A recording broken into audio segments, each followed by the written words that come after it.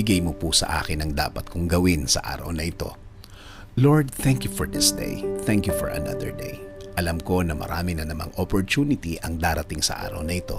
Alam kong darating na ang pagkakataon na inaantay ko, Lord.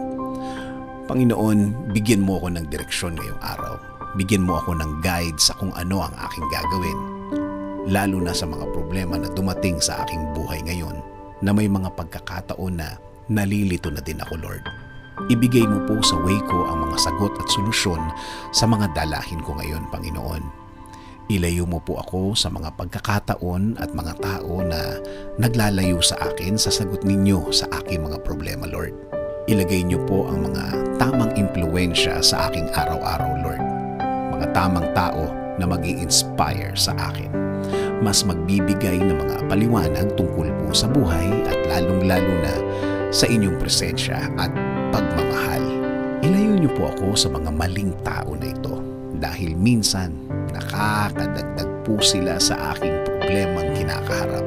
Ilayo niyo rin po ako sa mga pangyayari na maglalagay din sa akin sa mas malaking problema, Panginoon.